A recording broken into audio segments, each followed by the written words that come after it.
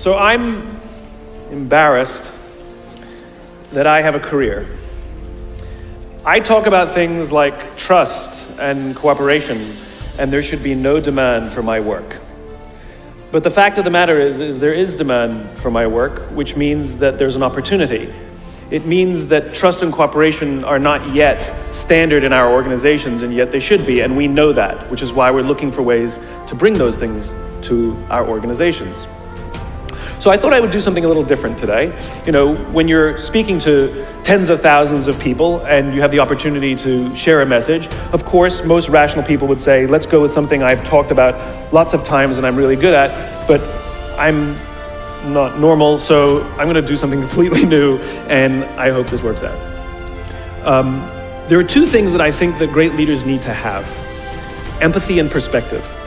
And I think these things are very often forgotten. Leaders are so often so concerned about their status or their position in an organization, they actually forget their real job. And the real job of a leader is not about being in charge, it's about taking care of those in our charge. And I don't think people realize this, and I don't think people train for this. When we're junior, our only responsibility is to be good at our jobs. That's all we really have to do.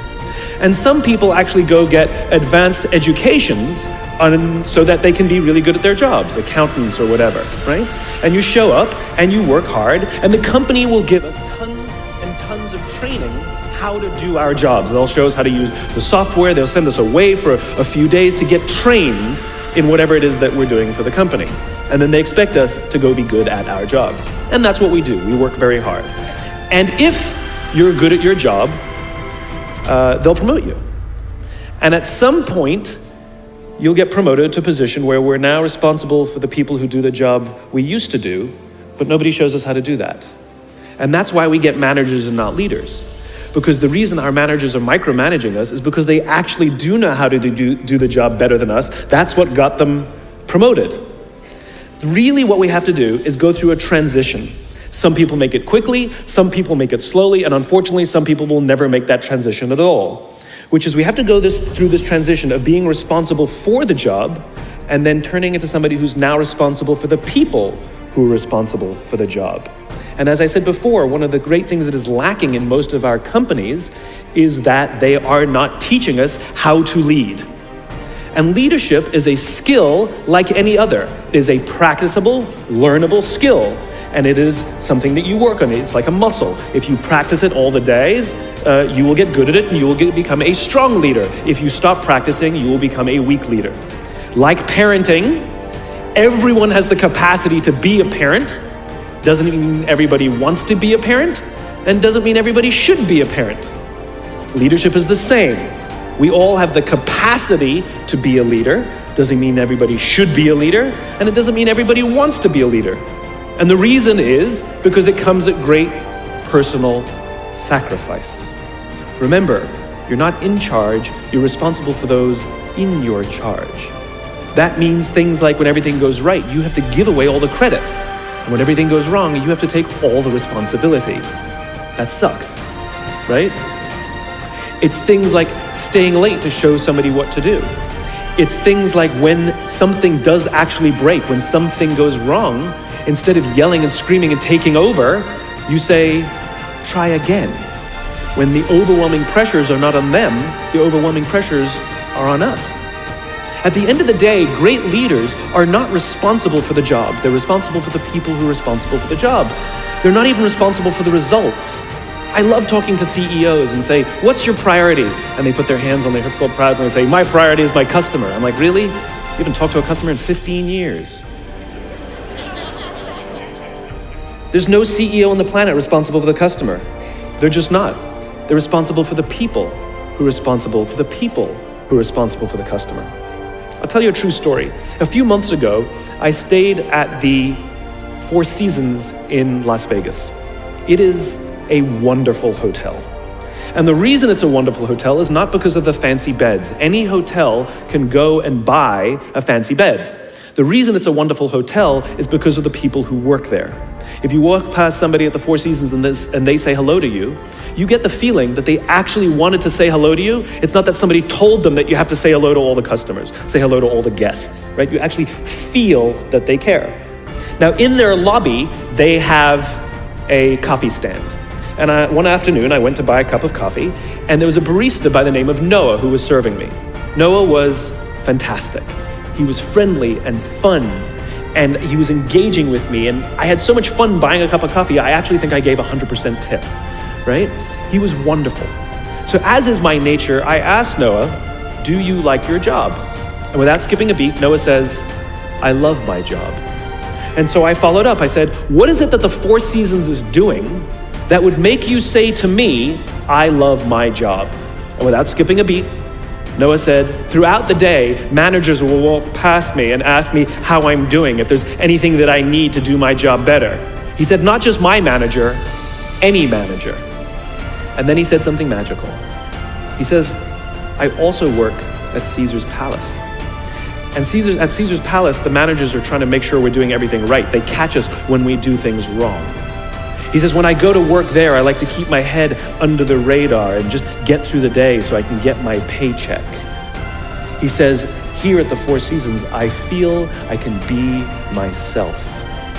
Same person, entirely a different experience from the customer who will engage with Noah. So we in leadership are always criticizing the people. We're always saying, we got to get the right people on the bus. I've got to fill my team. I got to get the right people. But the reality is, it's not the people. It's the leadership. If we create the right environment, we will get people like Noah at the Four Seasons. If we create the wrong environment, we will get people like Noah at Caesar's Palace. It's not the people. And yet we're so quick to hire and fire. You can't hire and fire your children. If your kids are struggling, we don't say, you got to see at school, you're up for adoption. So why is it that when somebody has performance problems at work, why is it that our instinct is to say, you're out?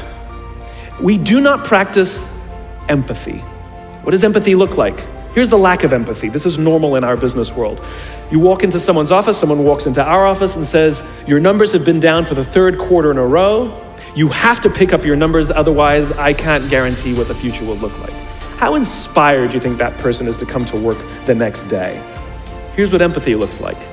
You walk into someone's office, someone walks into your office and says, your numbers are down for the third quarter in a row. Are you okay? I'm worried about you. What's going on? We all have performance issues. Maybe someone's kid is sick. Maybe they're having problems in their marriage. Maybe one of their parents is dying. We don't know what's going on in their lives. And of course, it will affect performance at work. Empathy is being concerned about the human being, not just their output. We have, for some reason, our work world has changed over the past 20 and 30 years. We are suffering the side effects of business theories left over from the 80s and 90s. And they are bad for people, and they are bad for business. Let me give you an example. The concept of shareholder supremacy was a theory proposed in the late 1970s. It was popularized in the 80s and 90s. It is now standard form today. You talk to any public company and you ask them their priority and they say maximize shareholder value. Really? That's like a coach prioritizing the needs of the fans over the needs of the players. How are you going to build a winning team with that model? But that's normal today. We don't even perceive it as broken or damaged or wrong or outdated. Remember, the 80s and 90s were boom years with relative peace and a kinder, gentler Cold War. Nobody was practicing hiding under their desks in school anymore. We are no longer in those times. These are no longer boom years. These are no longer peaceful times, and those models cannot work today. Here's another one. Mass layoffs. Using someone's livelihood to balance the books, right? It's so normal in America today that we don't even understand how broken and how damaging it is, not only to human beings, but to business. You know, companies talk about how they want to build trust and cooperation, and they announce a round of layoffs. Do you know the quickest way to destroy trust and destroy cooperation in a business, literally in one day? Lay people off, and everyone gets scared. Right? Can you imagine sending someone home to say, honey, I can no longer provide for our family because the company missed its arbitrary projections this year? And forget about the people who lost their job. Think about the people who kept their jobs. Because every single decision a company makes is a piece of communication. And the company has just communicated to everybody else, this is not a meritocracy. We don't care how hard you work or how long you've worked here. If we miss our numbers and you happen to fall on the wrong side of the spreadsheet, I'm sorry, we cannot guarantee employment. In other words, we come to work every day afraid. And we're asking our youngest generation to work in environments where how would any of us ever stand up and admit, I made a mistake? We're constantly being told, you have to be vulnerable. Leaders are vulnerable. What does that even mean? It doesn't mean you walk around crying, I'm vulnerable, right? No, what vulnerability means is you create an environment in which someone feels safe enough to raise their hand and said, I don't know what I'm doing. You've given me a job and I haven't been trained to do it. I need help. I made a mistake. I screwed something up. I'm scared. I'm worried. All of these things no one would ever admit inside a company because it puts a target on your head in case there's another round. And so we keep it to ourselves. And how can a company ever do well if nobody's ever willing to admit they made a mistake, that's scared, or they don't know what they're doing?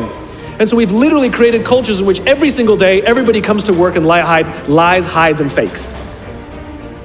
And we're asking our youngest generation to work and succeed and find themselves and build their confidence and overcome their addiction to technology and build strong relationships at work. We're asking them to do this, and these are the environments we've created. We keep saying to them, you're the future leaders. We're the leaders now. We're in control. What are we doing? This is what empathy means. It means if there's an entire generation struggling, maybe it's not them. It's like, the only thing that the common factor in all my failed relationships? Me. Same thing. Well, we just can't get the right performance out of our people. Maybe it's you. Right? It's not a generation. It's not them. They're not difficult or hard to understand.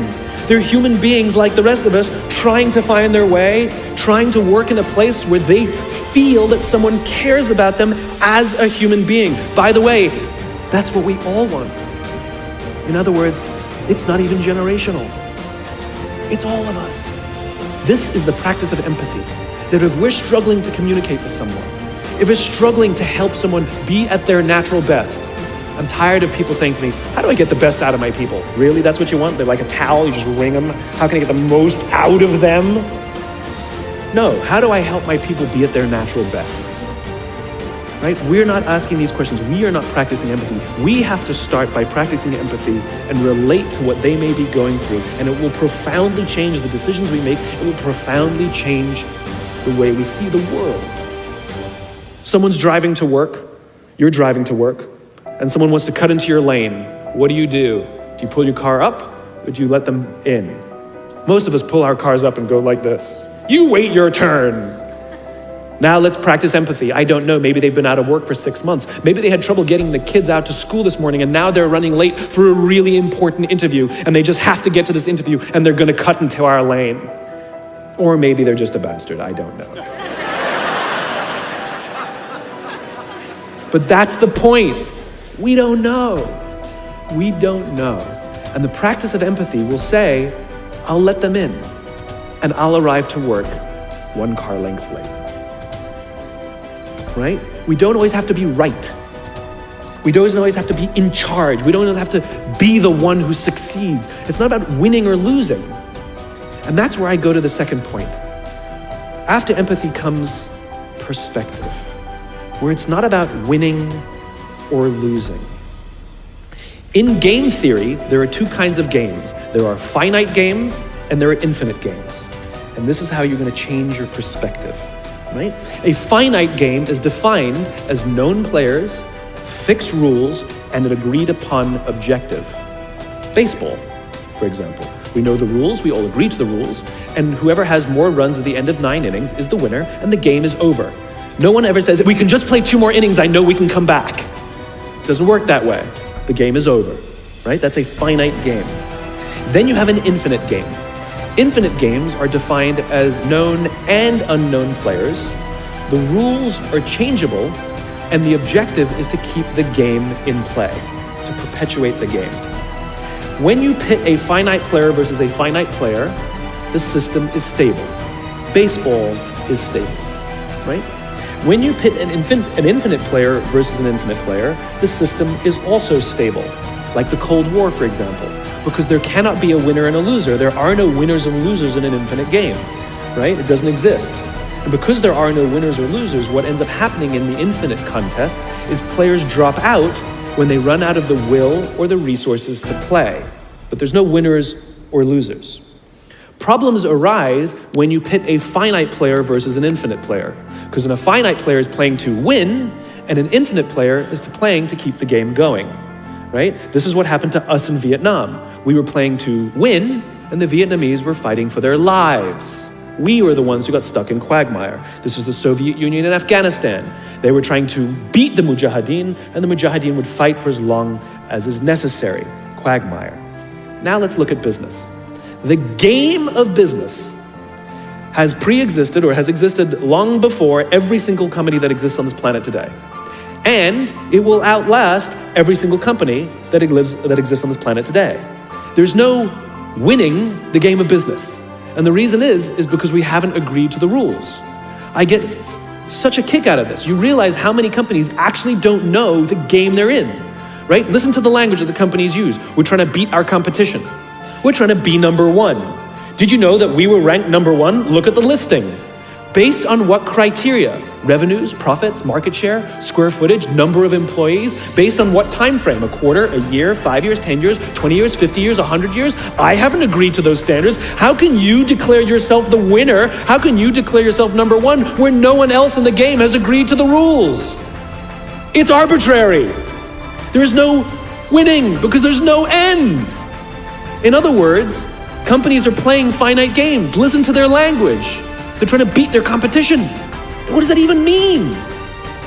It's the leaders and the companies that understand the game that they're in and organize their resources and their decision-making around the infinite contest that outlast and frustrate their competition. All the companies that we refer to as the exceptions, Southwest Airlines, Apple Computers, Harley Davidson, they're the exception. No, they're playing the infinite contest. They frustrate their competition. Is what happens. That's what happens, because they're not playing to win. Jim Senegal, the founder of Costco, which is the only real company that gives Walmart a run for its money, he says public companies are looking to succeed for the quarter. He says, we're looking for the next 50 years. You can hear him. He's playing the infinite contest. I spoke at a leadership summit for Microsoft. I also spoke at a leadership summit for Apple. Now, at the Microsoft Summit, I would say 70% of the executives, and this was under the Steve Ballmer days, I would say about 70% of the executives spent about 70% of their presentations talking about how to beat Apple. At the Apple Summit, 100% of the executives spent 100% of their presentations talking about how to help teachers teach and how to help students learn. One was obsessed with their competition, the other one was obsessed with where they're going. So at the end of my presentation at Microsoft, they gave me a gift. They gave me the new Zune, which was the competitor to the iPod Touch when it was a thing, right? And I have to tell you, this piece of technology was spectacular. It was beautiful. The user interface was incredible. The design was amazing. It was intuitive. It was one of the most beautiful, elegant pieces of technology I'd ever seen, right? Now, it didn't work with iTunes, which is an entirely different problem. I couldn't use it. But that's something else. I'm sitting in the back of a taxi with a senior Apple executive, sort of employee number 12 kind of guy, and I decide to stir the pot. And I turn to him and I say, you know, I spoke at a Microsoft summit and they gave me their new Zune, and I have to tell you, it is so much better than your iPod Touch. And he turned to me and said, I have no doubt. Conversation over.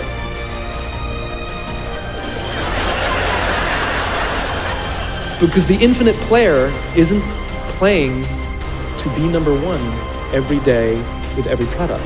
They're playing to outlast the competition. If I had said to Microsoft, oh, I've got the new iPod Touch, it's so much better than your new Zune, they would have said, can we see it? What does it do? We have to see it. Because one is obsessed with their competition, the other is obsessed with why they do what they do, the other is obsessed with where they're going. And the reason Apple frustrates their competition is because secretly, they're not even competing against them. They're competing against themselves. And they understand that sometimes you're a little bit ahead, and sometimes you're a little bit behind. And sometimes your product is better, and sometimes you're not. But if you wake up every single morning and compete against yourself, how do I make our products better than they were yesterday? How do I take care of our customers better than we did yesterday? How do we advance our cause more efficiently, more productively than we did yesterday? How do we find new solutions to advance our calling, our cause, our purpose, our belief, our why every single day? What you'll find is over time, you will probably be ahead more often. Those who play the infinite game understand it's not about the battle, it's about the war. And they don't play to win every day. And they frustrate their competition until their competition drops out of the game. Every single bankruptcy, almost every merger and acquisition is basically a company saying we no longer have the will or the resources to continue to play, and we have no choice to either drop out of the game or merge our resources with another player so that we can stay in the game. That's what that is. And if you think about the number of bankruptcies and mergers and acquisitions, it's kind of proof that most companies don't even know the game they're in. You want to be a great leader, start with empathy. You want to be a great leader, change your perspective and play the game you're actually playing. Thank you very much.